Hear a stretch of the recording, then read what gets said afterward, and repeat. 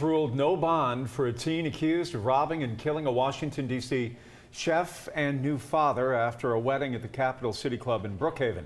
The family of the victim, Christian Broder, was in the courtroom during the bond hearing for 18-year-old Jayden Myrick. Broder's father pled with the judge not to grant Myrick bond.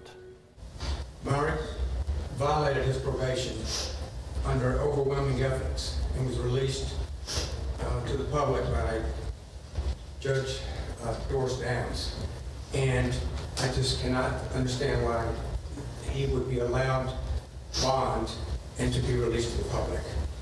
This case he is referring to dates back to last year, when another judge granted Myrick probation for an armed robbery that he committed in 2015 when he was 14 years of age. The Fulton County District Attorney told us that Myrick was violating his probation right up until Broder's murder. And the DA tried to get Myrick's probation revoked weeks before he was arrested.